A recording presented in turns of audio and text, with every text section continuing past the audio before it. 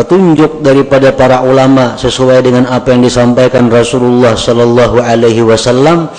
Cara mengobati hati yang seperti tadi, cara mengobati kelakuan akhlak seperti 10 tadi, hanya ada 2 macam obatnya.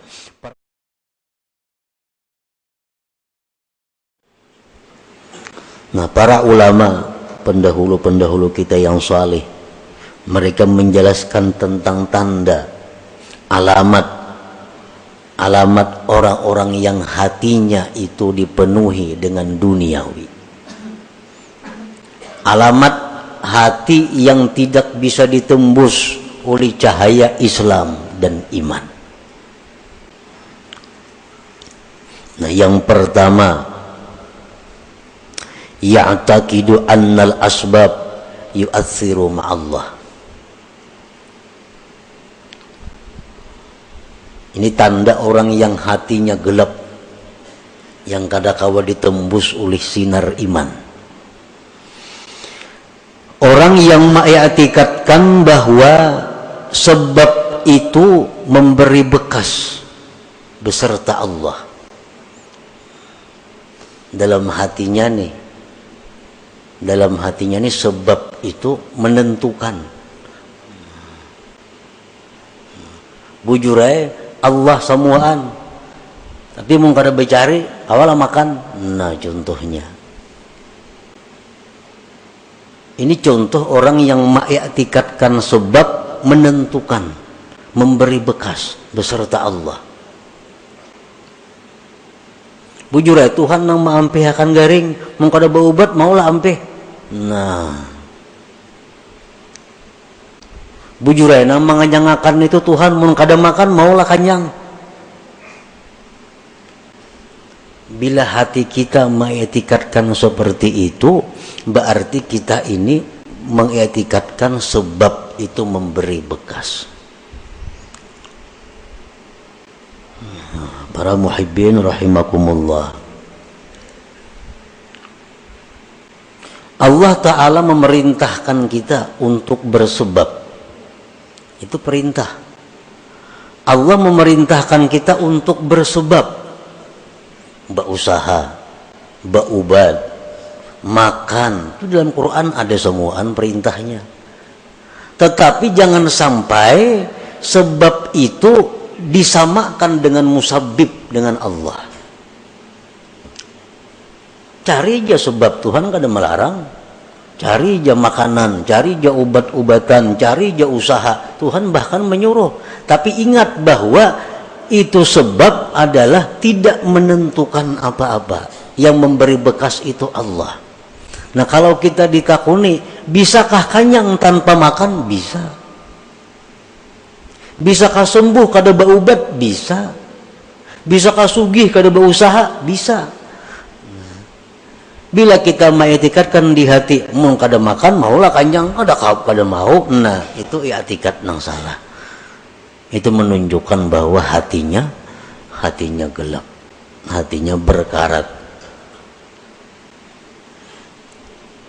Jadi nang sebab kita i'tikadkan sebab, nang musabbib Allah i'tikadkan Allah. Kedua-duanya ini dicari, tapi ada tingkatan-tingkatannya. Nang sebab jangan disamakan dengan musabbib. Muka itu para ibu usaha, adanya kah itu maksudnya. Muka itu para ibu makanan. Nah, Allah menyuruh makan, Allah nyuruh berusaha, tapi Allah melarang kita mengiktikadkan makanan itu nang menganyangi. Itu aja yang dilarang Tuhan. Tuhan menyuruh berobat, tapi Allah melarang kita mengiktikadkan ubat itu yang menyembuhkan. Ayo coba ubat. Nah, pertama tanda orang yang hatinya berkarat adalah dia mengiktikadkan bahwa sebab itu memberi bekas beserta Allah.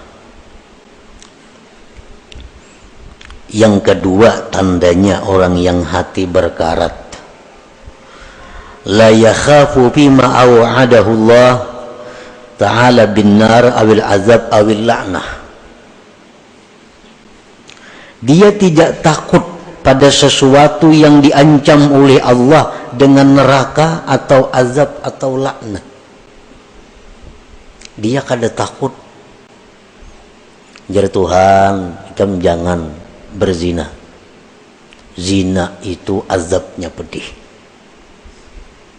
Masih aja mau melakukan. Nah, kada takutan.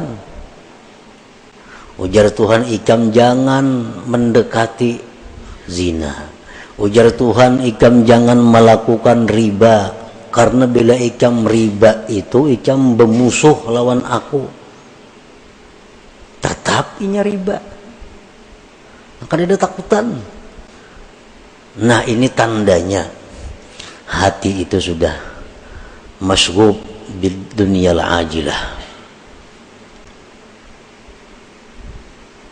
Jar Tuhan, jangan melakukan ini, ikam dilaknat kena.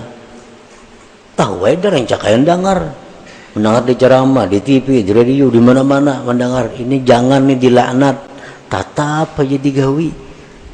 Nah, ini hatinya sudah kada kawa ditembus lagi oleh cahaya iman, Islam dan ihsan.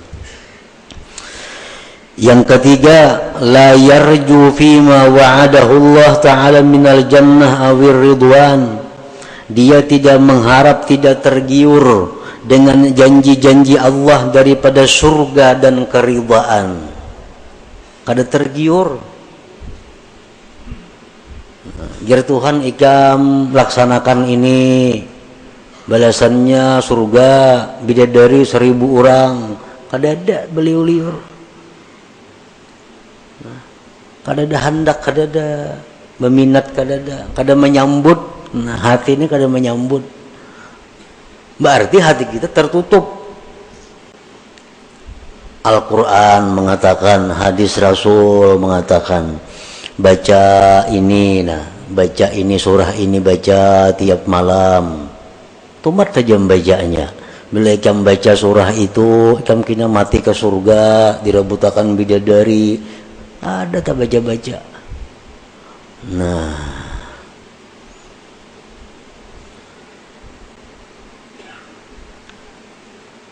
bilakah itu kita, berarti hati kita ini rusak.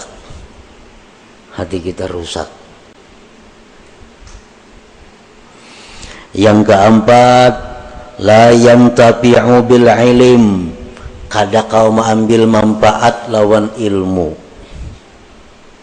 Mengaji ya, turun aja tiap kali pengajian, perajinnya lagi. Tapi kelakuan tatap pada berubah-ubah. Nang riba masih riba, nang ketujuh bazina masih ketujuh bazina, nang ketujuh minum arak masih minum arak, nang ketujuh buka aurat masih membuka aurat. Pada turun terus ke pengajian perajinnya. La yantafi'u bi ilmih, kada kau mengambil manfaat dengan ilmu. Berarti hatinya itu kada kau ditembus oleh ilmu. Kenapa? Terdinding oleh kecintaannya kepada selain Allah. Yang kelima, la yantafi'u bi mukhalatatis salihin. Kada ada mengambil manfaat dengan bakawan, bergabung lawan orang saleh.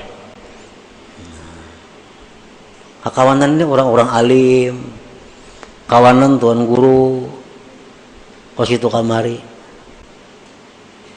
Tapi tatap kelakuan, bila jauh pada tuan guru, iya sudah. Bapakaiannya, pemandirannya, kelakuannya, kayak ada orang bakawan tuan guru. Kayak kada bakawan orang saleh, kada kayak bakawan lawan habaib. Nah, ini bahaya ini orang. Kenapa? Artinya cahaya yang ada pada orang saleh itu kada kau menembus hatinya. Bakawan orang saleh macam itu, apalagi bakawan nang kada saleh. La yantafi bi mukhalatatis salihin. Kada ada mengambil manfaat dengan bakawan orang saleh. Padahal sudah macam-macam perkataan para ulama, bakawan orang saleh itu menimbulkan rajin beribadah, menimbulkan takut kepada dosa. Itu sudah fitrahnya bakawan orang saleh. Ada ini kada.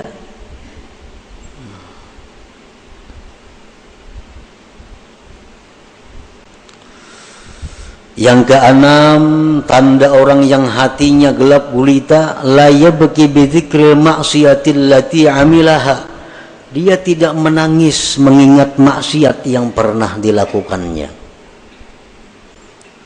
Nah, dahulu suah berbuat maksiat ini, suah berbuat maksiat itu, suah berbuat maksiat ini. Keingatan, kada apa-apa. Kada ada pina menyesali, apalagi menangis. Padahal zikrul maksiat, mengingat maksiat itu merupakan sesuatu sebab yang paling segera membuat menangis bagi orang yang hatinya terang, hatinya lembut. Mengatakan dosa-dosa kita bahari itu adalah kita tetangis. Bila kada tetangis, berarti hati kita ada gangguan, berarti hati kita ada masalah. Kalau kita bujur-bujur hati nang diterangi dengan cahaya iman, ingat dosa bahari, tertunduk kita menangis. Yang ketujuh, la yastahi bi mukhalafati sunnati wa khalqil muru'ah. Tidak merasa malu berbuat sesuatu yang bertentangan dengan sunnah dan merusak kehormatannya. Kada merasa malu. Sekampungan orang turunan menuntut ilmu kalanggar, nya kada, gana di rumah. Kalau pangsupan kada. Orang kalanggaran, gana di rumah. Kalau pangasa supan kada ada juga. Orang batapihan nya kujuk-kujuk besulawar handap. Kada ada supan kada ada. Rakit di tangan. Kada ada supan. Ini parak maghrib arena. Kada ada supan. Berarti hati orang ini sudah kada kawa ditembus lagi dengan cahaya iman. Yang kedelapan, la yakhsaru bitarkit ta'ah. Tidak merasa rugi meninggalkan taat. Kada merasa rugi. Ada orang taat berbuat ibadah, inya kadang gawe, kada ada rasa rugi. Nah, kalau orang-orang beriman macam sahabat Nabi, para tabi'in, generasi-generasi pendahulu kita, kalau orang tuh kada sampat misalnya sembahyang berjamaah karena ada masalah apakah kelalaiannya, kada sampat tuntung ke masjid, orang sudah bubar berjamaah, mati-matiannya menangis, menyasar rugi karena kada sampat berbuat taat ini. Nah, itu tanda orang hati yang terang. Kehilangan kesempatan berbuat taat itu kerugian yang besar. Bila kita kada merasa rugi, nah itu ada masalah. Hati kita ini ada kegelapannya. Yang kesembilan, la yajidu halawatat taat. Dia kada merasakan manisnya taat. Nyata ibadah kada ada senyamannya. Ibadah tuh kada ada nikmatnya. Orang nang gelap hati itu jelas sudah ibadahnya kada nyaman. Nang apa aja nak lakas tuntung. Membaca Yasin nak lakas tuntung. Membaca Quran apa nak lakas tuntung. Umpat pengajian nak lakas tuntung. Kada nyaman. La yajidu halawatat ta'ah. Dia kada menemui manisnya taat. Padahal taat itu mestinya manis, mestinya nikmat bagi orang yang hatinya terang. Yang ke-10, la yahtammu bima asabal muslimin minal bala wal mihan. Dia tidak prihatin terhadap bala musibah yang menimpa kaum muslimin. Orang kena musibah hanya biasa-biasa, cuek.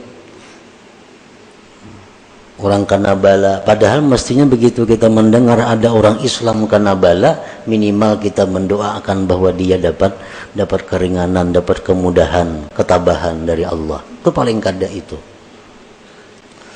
Nah, para muhibbin rahimakumullah, berapa macam di antara 10 tadi yang ada pada diri kita. Bila komplit berarti buta hati ngarannya. Bila ke 10-nya itu ada.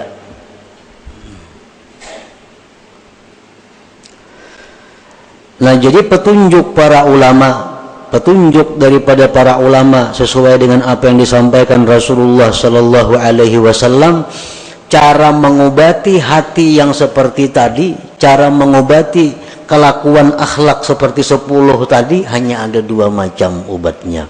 Pertama, tobat kepada Allah. Yang kedua, banyak zikir. Tobat itu membersihkan. Membersih tobat. Mahimbalas itu tobat. Nah, zikir itu mencilangi, mengkilatkan. Apa tadi ujar Nabi, likulli syai'in masqalah wa masqalatul qulub zikrullah. Tiap-tiap sesuatu itu ada pengkilatnya, ada berasuknya. Wa masqalatul qulub, pengkilat hati, zikrullah. Itu obatnya. Jadi bila 10 perkara itu ada pada diri kita, kita hendak selamat, kita hendak baik, tobat kepada Allah, banyak zikir. Nah, maka dengan demikian hati yang tadinya berkarat, hati tadinya yang gelap akan menjadi terang dan mengkilat. Nah, itulah salah satu bagian yang dimaksud daripada hikmah yang ke-13 ini. Kaifa yusyriku qalbun suwarul akwan muntabi'atun fi mir'atih. Itu pasal yang pertama dalam hikmah yang ke-13, dan selanjutnya lagi ada 3 pasal. Ila hadratin Nabi sallallahu alaihi wasallam. Al-Fatihah. A'udzubillahi minasyaitonir rajim. Bismillahirrahmanirrahim.